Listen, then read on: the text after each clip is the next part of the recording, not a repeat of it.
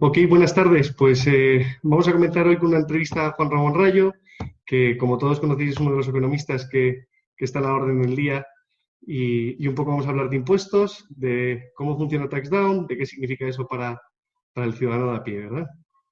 Sí, efectivamente. Bueno, hace falta, en medio de la enorme losa fiscal que por desgracia padecemos y que por desgracia parece que va a ir a más, pues desde luego hace falta cualquier tipo de herramienta que nos permita aligerar un poquito el tamaño de esa losa. Totalmente. Pues, ¿cómo quieres hablar? Si quieres empezamos hablando de eso, de cuáles son los impuestos que un trabajador medio en España debería pagar, ¿verdad? Bueno, no sé si debería, ojalá, ojalá no debiera, ¿no? Pero sí, los que le toca pagar por mandato estatal, por obligación estatal, ¿no?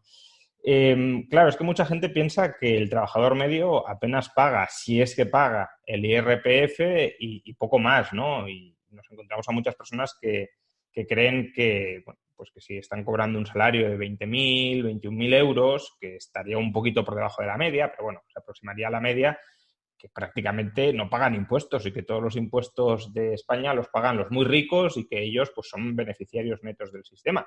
Y a lo mejor hay algunos que son beneficiarios netos, pero desde luego el neto es muy escaso.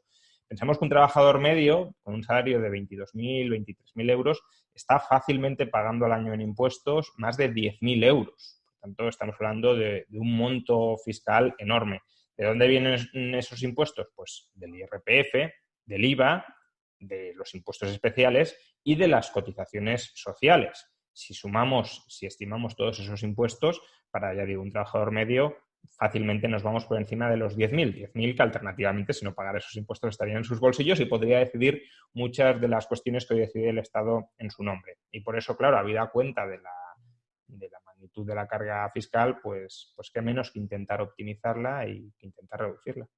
Totalmente. Nosotros estimamos, fíjate, en España, que aproximadamente una persona que gana, hablabas de cuál era la media de España, ¿no? Casi el 66% de la población aquí cobra menos de 30.000 euros, ¿no? Uh -huh. Y la verdad es que la carga solo a nivel de IRPF suele estar en torno a 5.000 euros por contribuyente. Y al final, la realidad es que incluso sigue habiendo diferencias, hablabas antes de las diferencias fiscales, simplemente por el hecho de haber o de vivir en una comunidad comparado con otra, ¿no? Vemos que en Madrid yo te decía 5.000 euros, pero en Madrid serían 5.000, pero es que en Cataluña serían 5.300. O sea que Sí, sigue habiendo efectivamente. Es decir, diferencias.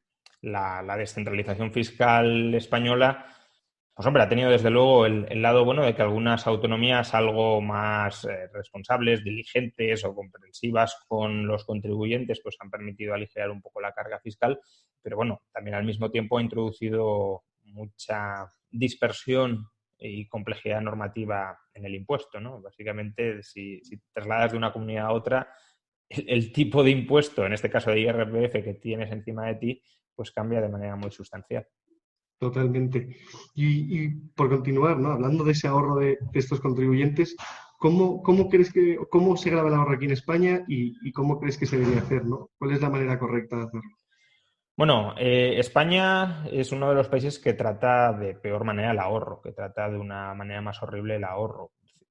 La OCDE hace un par de años publicó un informe que estimaba que el tipo marginal efectivo para algunos activos en España superaba el 100%. Es decir, que todas las rentas que te pudiese generar ese activo eran devoradas o mediante inflación o mediante impuestos. Por tanto, claro, es un fortísimo desincentivo al ahorro. El impuesto de patrimonio es un ejemplo de este gravamen brutal sobre el ahorro que está presente en prácticamente todas las autonomías. Y luego dentro específicamente del IRPF nos encontramos con un gravamen al ahorro que, bueno, aunque se suele pensar que está muy, muy beneficiado fiscalmente, ¿no? Porque se dice, bueno, es que los tipos al ahorro son muy inferiores a los tipos marginales sobre el trabajo, a la escala de tipos del trabajo, con lo cual los ahorradores ya están muy privilegiados. Bueno, pero pensemos que quien recibe rentas de capital, y esas rentas de capital son grabadas dentro del IRPF, normalmente, sobre todo si son ciertas rentas del capital, por ejemplo las procedentes de renta variable, esas rentas ya han pagado impuestos sobre sociedades. Por lo tanto, nos encontramos con que si yo invierto en Telefónica, por ejemplo, los beneficios de Telefónica ya han pagado un 25% sobre sus beneficios antes de impuestos y los dividendos que son distribuidos luego son gravados hasta un 27%. Por tanto, claro, nos estamos aproximando a unos tipos efectivos medios de en torno al 40% sobre el ahorro, y ahí excluyendo el impuesto de patrimonio. Si soy un gran patrimonio, además tengo que pagar pues el tipo autonómico que sea, el 1, el 1,5, el 2% sobre mi patrimonio. Por tanto, claro, si contamos además inflación, ya nos vamos acercando a esos tipos del 100% que decía la OCDE. Totalmente. O sea, al final nosotros lo que vemos también en el caso del ahorro, que al final el IRPF grava dos cosas, ¿no? De alguna manera los rendimientos de capital mobiliario, que son aquellos que vienen, pues los intereses que puedas tener en una cuenta, ¿no? Y luego las ganancias y pérdidas patrimoniales que mencionabas antes, ¿no? Como puede ser la renta variable o incluso la venta de una casa, ¿no? Y ahí sí que vemos que un poco volviendo a nosotros intentamos ponerle un poco de normalidad, que al final es nuestro tipo de usuario, ¿no? El de perfil bajo. Pues eso sí que, ese perfil bajo, sí que para esas rentas del ahorro tiene pues los primeros 6.000 euros al 19, ¿no? Y luego van hasta el 23 de manera progresiva, ¿no? Pero estoy de acuerdo contigo que hay una doble imposición, ¿no?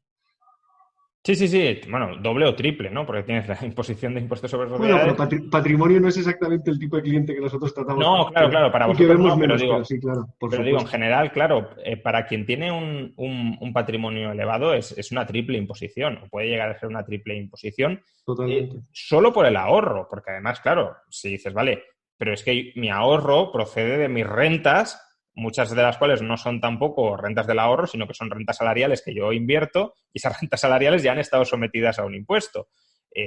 Y por tanto, vamos, ya nos encontramos con 3 o 4 veces el gravamen, ¿no?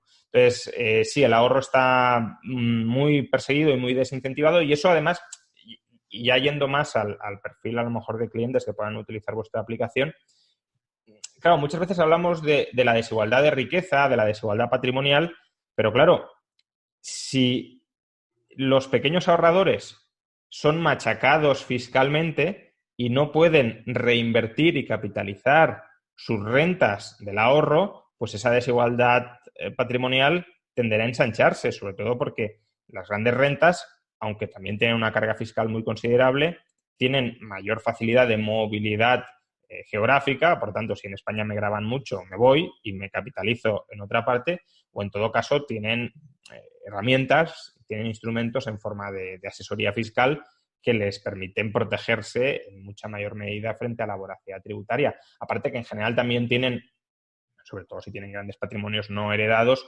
suelen tener una mayor habilidad seleccionando inversiones. Entonces, entre que ya seleccionas una mayor rentabilidad, que luego te puedes proteger mejor del sistema tributario, y luego quienes tienen poco ahorro, la rentabilidad de los activos a los que suelen invertir es muy baja y encima te machacan fiscalmente, pues claro, es imposible ir capitalizando y acumulando.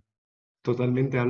Mencionabas de paso la elusión fiscal, ¿no? Que yo creo que es importante que diferenciemos entre elusión fiscal y evasión, ¿no? ¿Cuál es esa diferencia? Sí, a ver, mucha gente, no sé si por una cierta mentalidad servil hacia el Estado, ¿no? Porque parece que ya hayan convertido el pagar impuestos como básicamente la primera obligación y el primer deber moral de todo ciudadano, ¿no? Pagar impuestos es una obligación que el Estado nos impone a nosotros sin preguntarnos si está bien, si está mal, si estamos de acuerdo o no estamos de acuerdo, y por tanto es la primera potestad del Estado a la hora de restringir nuestras libertades, pero no es desde luego per se un deber ciudadano. Entonces, en cierto modo se ha convertido en virtud, en una aparente virtud, pagar cuantos más impuestos posibles. Y aquí es donde hay que diferenciar entre la elusión y la evasión.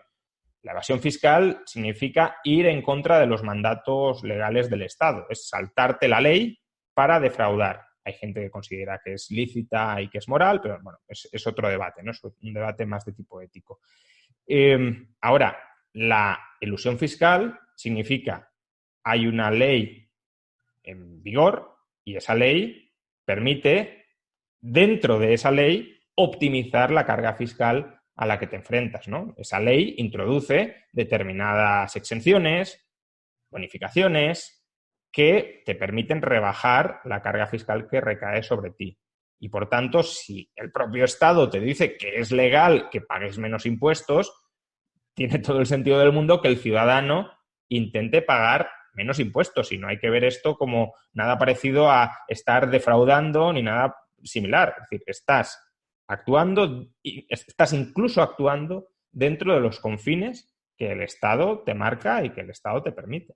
De hecho, eso es exactamente lo que nosotros lo planteamos, ¿no? Porque cuando alguien le hables de ilusión, tenderá a pensar en las OCIMIs, en las SICAPs o en estas figuras tan complejas que realmente solo un 1% de la población se aplica, ¿no? Sino que nosotros, no tanto la ilusión, sino que lo que vemos como dices tú, ¿no? Al final lo importante que es, oiga, yo voy a pagar los impuestos que la ley haya dicho que tengo que pagar. Y de hecho, la ley y Hacienda, y en este caso TaxDown, pues lo que deberían intentar es ayudar a que eso sea lo más claro y lo más fácil posible de aplicarse, ¿no? El hecho de poner palos en las ruedas a este tipo de contribuyentes para poder aplicarse a aquellas deducciones o reducciones que por derecho son suyas, pues nosotros es donde vemos que tampoco tiene sentido, ¿no? Que el hecho de que la gente tenga la transparencia para entender si lo que están pagando está bien, si se pueden aplicar una deducción por un nacimiento de un hijo o por el alquiler de una casa, pues creemos eso que es un derecho. Sí, es un derecho del que, por desgracia, la gente no está del todo informada, ¿no? Es decir, tienen derecho a no pagar tanto, pero como no están informados, pues terminan pagando más de lo que les tocaría pagar, ¿no? Y en parte de esto se aprovecha el Estado. Es decir, el Estado monta un sistema fiscal ultra complejo, porque lo razonable sería tener un sistema, bueno, vamos, idealmente una declaración de la renta de una página que pudiese rellenar mis rentas son estas, el tipo impositivo me sale a pagar esto, punto. No hay más. Pero, primero que obviamente el Estado, justamente para luchar contra la evasión, va introduciendo pues excepciones y adendas, ¿no? Bueno, es que esto es renta y esto no lo es, y por tanto esto lo tienes que objetivizar como renta y no te escapes, tal, etcétera, ¿no? Y luego también, no solo como herramienta de control ciudadano, sino también para dificultar que la gente sea consciente de los impuestos que realmente está pagando y de los pues, agujeros que hay en el sistema y que le permitirían optimizar esa carga fiscal, también le interesa que sea un sistema fiscal complejo y transparente. Y luego también otro motivo por el cual se ha ido desarrollando históricamente esta complejidad es porque al final todo producto legislativo, también los impuestos, claro, son el resultado de la confluencia de presiones y de intereses muy diversos, ¿no? Hay gente que cree que el Estado vela por el interés general y que el interés general es algo objetivo y que el político lo ve y lo plasma en una ley. No, no es así. Las leyes son el resultado de, como digo, esa confluencia, esos choques, esas batallas de intereses. Entonces, hay lobbies que están todo el día presionando, oye, introdúceme esta deducción, oye, introdúceme esta exención, no solo en el IRPF, en IVA, por ejemplo, es algo descarado, ¿no? Pero en IRPF también. Entonces, al final se va conformando un texto legislativo en materia fiscal que es un batiburrillo de intereses diversos. Claro, el ciudadano no sabe realmente cómo realizar la declaración de la renta de manera más o menos adecuada sin subcontratar a un asesor fiscal. Pero claro, los asesores fiscales, si es un buen asesor fiscal, no son baratos y no están al acceso de todo el mundo. Exactamente. De hecho, hablabas tú del IVA, ¿no? Donde aquí nosotros notamos más digamos, esas luchas de poder son sobre todo a nivel autonómico, ¿no? Donde vemos que cada comunidad autónoma selecciona o da aquellas deducciones que ellos consideran importantes, ¿no? Y sabiendo que parte de ese impuesto va a ir destinado a la propia autonomía, ¿no? Entonces, ahí cada autonomía y sobre todo cada gobierno que gobierne, pues va haciendo cambios y parches una vez sobre otra sobre el IRPF. Eso lo vemos mucho y como dices tú, al final solo un 28% de los contribuyentes en España utilizan un asesor fiscal, ¿no? Que es sorprendente. El otro 72% de la gente presenta a través del programa público de Hacienda. Y tú decías, bueno, Hacienda no pone claras las cosas. Yo creo que hace una labor importante, ¿no? Ya antes yo lo había comentado contigo, pues es de las agencias tributarias más digitalizadas del mundo, ¿no? Dentro de lo que cabe, ellos son capaces de, en Alemania o en Estados Unidos, tienen que hacer les manda un papel la empresa, ¿no? Aquí dentro de lo que cabe todo es telemático, te puedes conectar digitalmente, puedes acceder a hacer tu declaración. Pero a pesar de que Hacienda hace un esfuerzo impresionante, hay muchas cosas que se deja por el camino, ¿no? Sobre todo fuentes oficiales de información a las que ni siquiera comprueban o chequean, ¿no? Porque al final en el registro civil tú sabes si has tenido un nacimiento. Entonces la agencia tributaria sería totalmente capaz de poder incluirte en la declaración, pero aún están en ese proceso de digitalización, ¿no? De Bueno, adaptación. Y a día es de hoy que sigue habiendo faltaría muchos saber, huecos. faltaría saber si Hacienda introduce más cuestiones que te benefician o cuestiones que te perjudican Bueno, fiscalmente, ¿no? nosotros estamos pidiendo los números al portal de transparencia y aquí seguimos esperando. El otro día me los denegaron, pero yo creo que al final nos contarán eso, cuántas deducciones realmente la gente no se está aplicando en su declaración. Nosotros hemos estimado 9.000 millones de euros, ¿no? Y además es dinero que sale de los presupuestos generales del Estado. Entonces, por decirlo de alguna manera, es una cantidad muy, muy, muy discutida. Claro, Entonces, pero fíjate que 9.000 millones de euros es más del 10% de toda la recaudación del IRPF, por tanto estamos hablando de que el público en general está pagando pues alrededor de un 15% más en IRPF de lo que debería pagar, pero es que además, no lo sé, no tengo los datos, ¿no? Pero por sentido común, esos 9.000 millones de deducciones no aplicadas no creo que estén distribuidas homogéneamente entre todos los contribuyentes, sino que estarán concentradas especialmente entre los contribuyentes de rentas medias y bajas, porque los contribuyentes de rentas totalmente. altas accederán a un asesor que les permitirá aplicarse todas las deducciones. Entonces, claro, que, digamos, 9.000 millones estén siendo pagados de más por contribuyentes que a lo mejor aportan, pues pongamos la mitad de toda la recaudación, significa que esos contribuyentes están pagando a lo mejor un 30% más de impuestos de los que deberían pagar. Totalmente, ¿no? Igual que hablabas antes de para quién son estas ayudas, ¿no? ¿Quién nos está aplicando estos 9.000 millones? Pues probablemente las rentas bajas, ¿no? Que son aquellos que tienen más acceso a este tipo de ayudas. Hay la famosa obligatoriedad de presentar la declaración, ¿no? Que en España, ganando menos de 22.000 euros, puedes no presentar la declaración de la renta, ¿no? Y eso es una falsa percepción Uh-huh. que se ha ido transmitiendo a lo largo del tiempo y parece un premio el no declarar. Y la realidad es que no. Habrá que tú decidirás si declarar o no dependiendo del resultado que tengas, ¿no? Claro. No de poder declarar o no. La verdad es que ahí lo que vemos es que hay, pues ya te puedes imaginar, miles o cientos de miles de personas que no están declarando y que realmente podrían tener ahorros muy fuertes en su declaración. Familias que 500 euros en un mes, pues la verdad es que les arreglan el mes.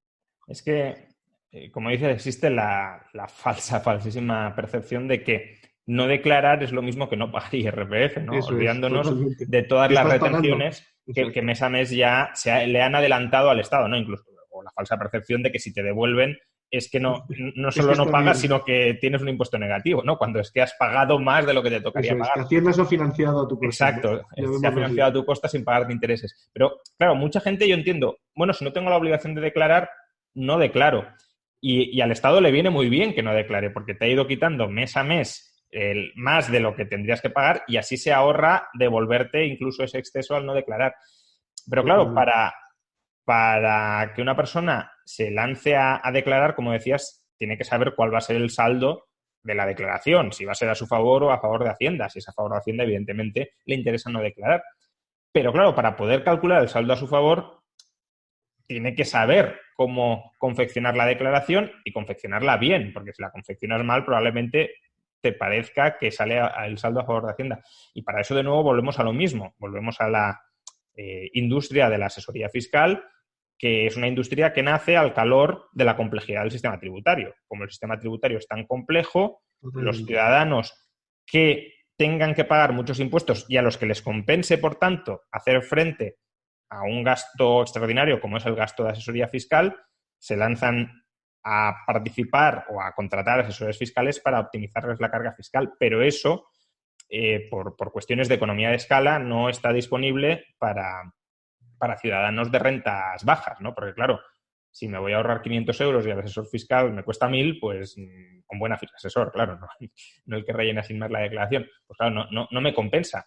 Para quien tiene que pagar 10.000 o para quien se ahorraría pagar 10.000 o 20.000, evidentemente contratar a una persona por 1.000, por 2.000 le compensa, pero no al revés. Aquí nosotros nos dimos cuenta de muchísimas cosas, ¿no? Primera, que hay 6 millones de españoles, el 30%, que directamente confirman su borrador. Eso, Claro. eso es una locura. 6 millones de personas, ¿no? O sea, es un borrador. Y eso es muy importante entender. Quiere decir, Hacienda o la agencia tributaria no incluye ninguna de las deducciones Claro. autonómicas, que podrían superar ahorros de 300 euros por declaración, ¿no? Solo un 8% de los contribuyentes, un 8%, se aplica deducciones autonómicas. Quiere decir, es que la gente no las conoce, ¿no? Y es una falsa percepción de, oiga, es que Hacienda me ha mandado esto y como Hacienda me lo ha mandado, debe estar bien. Y no, lo que nosotros ponemos sobre la mesa... Está bien Y, para Hacienda, pero... claro, claro. Nosotros lo que ponemos en la mesa, y yo creo que es importante, es una herramienta que permite en 15 minutos, como dices tú, calcular tu resultado. Y luego tú ya decidirás si presentar con nosotros, presentar por tu cuenta, hacerlo a través de Renta Web o incluso con un asesor fiscal. Pero lo que sí que creemos es que el hecho de saber si tu resultado está bien o no y si te estás aplicando todas las deducciones es un derecho. Es que eso no puede ser de otra manera. Bueno, además es un derecho que, hombre, coincido totalmente en que es un derecho en tanto en cuanto, desde mi punto de vista, no existe un derecho a que te quiten lo que es tuyo, no va a existir un derecho a retener incluso dentro de la ley lo que sí es tuyo, pero es que además, bueno, de facto sería una rebaja de impuestos, una rebaja no decretada por los gobernantes, pero sí una rebaja efectiva para la economía. Y aquellos que pensamos que no solo es moralmente correcto que el dinero de las personas se quede en el bolsillo de las personas, sino que además creemos que es positivo para la economía, pues claro, que los ciudadanos puedan retener un mayor porcentaje de sus rentas, provocando una bajada de facto de impuestos, pues sería algo, desde luego, muy deseable. Totalmente, y más en estos momentos, ¿verdad? Y más en estos momentos, eso es. Hablábamos de las bonificaciones, ¿no? El IRPF no tiene tantas bonificaciones o no está bonificado como pueden ser otros impuestos como el patrimonio que mencionabas antes o incluso sucesiones en Madrid, ¿verdad? Pero aquí sí que tenemos reducciones y deducciones, ¿no? Y gastos deducibles, por supuesto, ¿no? Dentro de gastos deducibles, la gente tiene que comprender pues, que hay algunos muy básicos, ¿no? Como puede ser la cuota de colegiación o el pago a algún partido político, la cuota a algún partido político o incluso a sindicatos, ¿no? Luego tenemos las reducciones, por otro lado, que esas incluyen más, por ejemplo, las aportaciones a planes de pensiones, que nosotros nos hemos dado cuenta que es una de esas grandes partidas de los 9.000 millones que hablábamos antes, que la gente, incluso pagando un plan de pensiones, no se está aplicando esta reducción, que puede ser de hasta 8.000 euros al año, que es muchísimo dinero. Y por último, ya ahí tienes las deducciones, que tienes las estatales, que son más generales, ¿no? Las de vivienda, que conocemos, ahora ya están en un régimen transitorio yéndose, pero pero fueron parte de esa burbuja, ¿no? O, por ejemplo, las autonómicas que hablábamos antes, el nacimiento de un hijo, el alquiler de una casa para un menor, ¿no? Eso es un poco...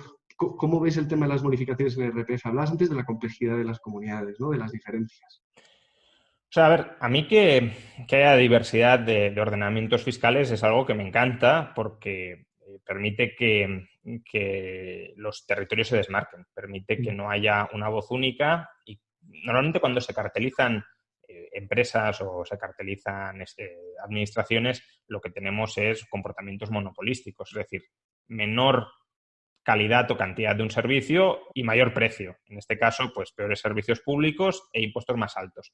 Cuando hay una cierta competencia entre administraciones, lo que tenemos es, pues eso, diferenciación y algunas de ellas diferenciación a favor del contribuyente.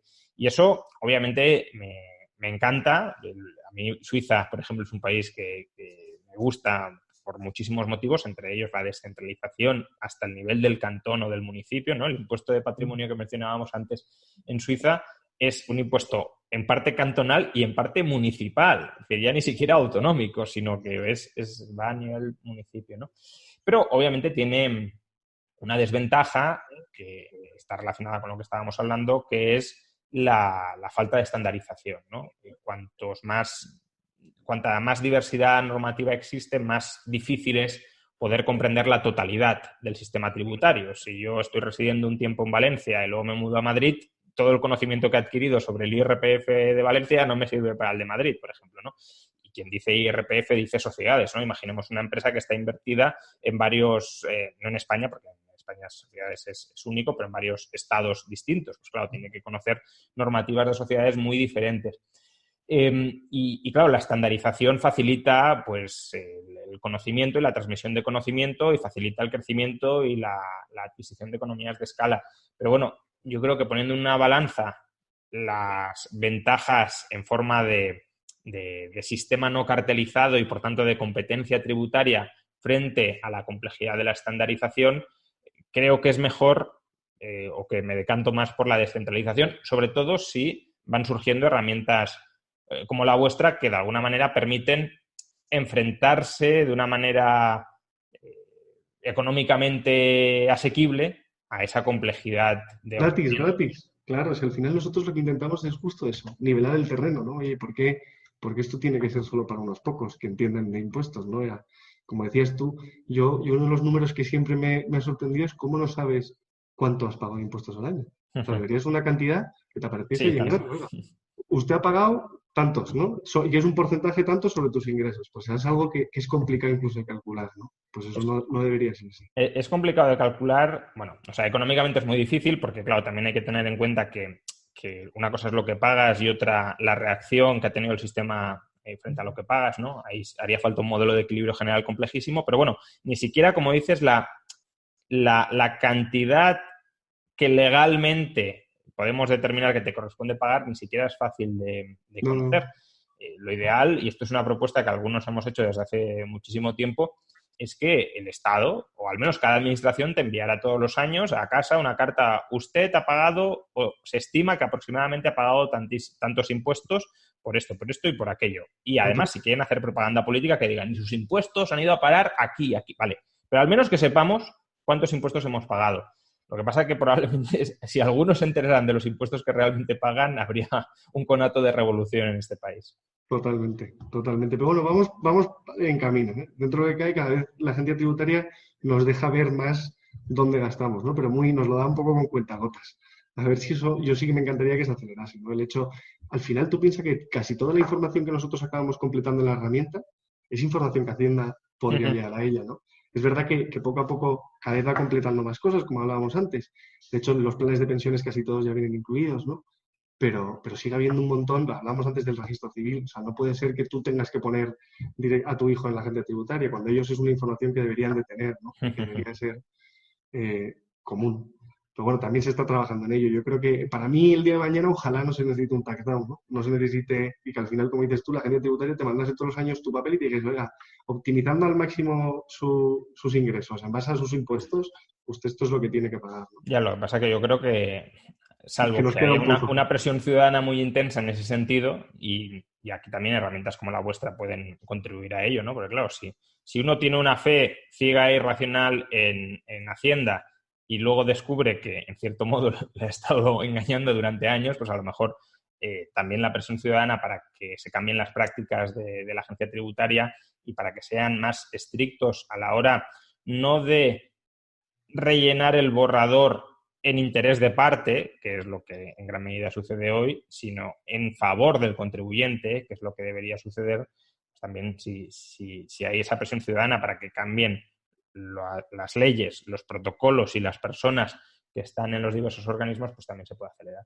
Sí, o cubrir el gap con tecnología, ¿no? Que Claro, pero si vieses la cantidad de gente que directamente, oye, es que llevaba, yo qué sé, 10 años haciendo su declaración, ¿no? Y de repente llega este año con nosotros y le decimos que se ahorra, ¿no? Y que directamente es que no se lo cree, es que no lo No, yo es entiende, ¿no? que soy mucho más optimista con respecto a la tecnología que con respecto a que las prácticas políticas cambien, pero por eso digo que si algún día cambian las prácticas políticas será por presión ciudadana y la tecnología Totalmente. también puede alimentar esa presión ciudadana al poner de manifiesto pues el engaño, ¿no? Al poner de manifiesto que no has de confiar en quien ciegamente estabas confiando y que has de ser Bueno, mucho más exigente y fiscalizar a quienes supuestamente están cuidando de nosotros. totalmente, totalmente. Pues un poco lo que hacemos nosotros, ¿no? Poner esa claridad. Ojalá el día de mañana lo necesitemos, pero ahora yo creo que ayudamos por ahora a muchas familias, ¿no? Bueno, toda disrupción tecnológica es bienvenida, ¿no? Y bueno, disrupción tecnológica como la vuestra, que además es disrupción de una industria como la de la asesoría fiscal, que en gran medida es artificial, ¿no? Porque si no existieran los impuestos, o si los impuestos fueran muy bajos, o si los impuestos, incluso siendo altos, fueran muy, muy simples y muy transparentes, esa industria no existiría. Es una industria Totalmente. derivada de la legislación estatal.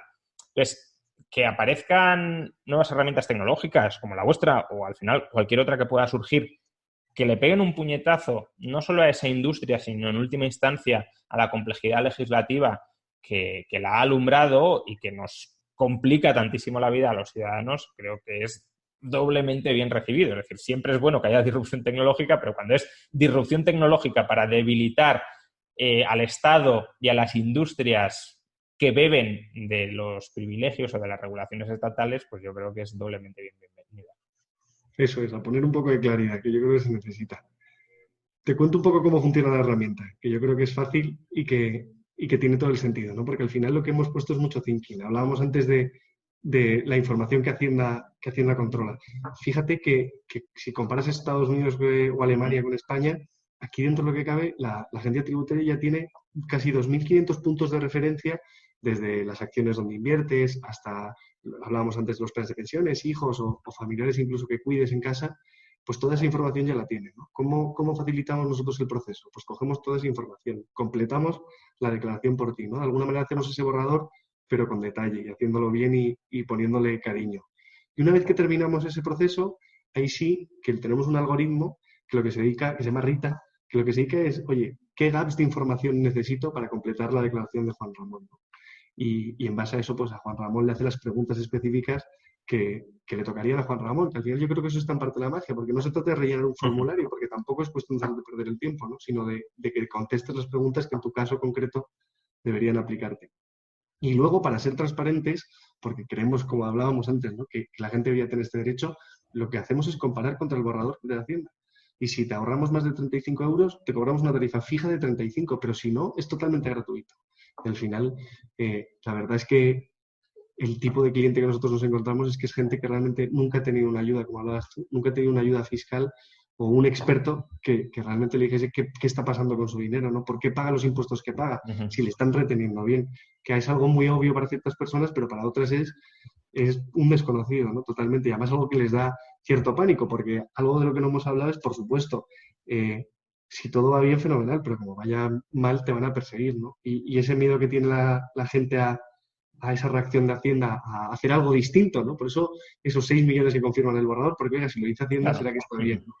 Versus ese miedo de que te caiga un requerimiento, una complementaria, que en muchos casos yo creo que se utiliza pues más como un doble check para que tú te caigas en el camino y digas que no, que como realmente una comprobación, ¿no? Porque luego contestar una complementaria es algo muy sencillo, pero también es que la gente cuando te llega una captación de casa que ni entiendes, ¿no? Alguien de un perfil un poco más bajo, pues realmente se vuelven locos, ¿no? Ahora qué Bueno, hago, pues cómo lo y que hago. en ciertos niveles sí que es verdad que el inspector tiene un grado de arbitrariedad tan grande que también es peligroso. Quiero decir, en otros puede ser muy sencillo si es un elemento objetivo, pero cuando ya entramos en elementos valorativos de si me puedo aplicar esta deducción o no me la puedo aplicar, pues si esta factura está vinculada, por ejemplo, a mi generación de ingresos y demás, ahí, claro, yo creo que sí se utiliza como una herramienta casi de chantaje para amedrentar al contribuyente, ¿no? Yo no sé si chantaje, pero es verdad que no ponen las cosas de manera fácil. En eso estoy totalmente de acuerdo. Pues bueno, Juan Ramón, 1.000.000 de gracias por tu tiempo y Nada, nada, hombre, a vosotros y felicidades por la herramienta. Como digo, al margen de la parte más esquematística, ¿no? Que evidentemente pues que un contribuyente, que un ciudadano se pueda ahorrar parte de la factura impositiva dentro de la legalidad que marca el Estado, siempre es algo muy de agradecer.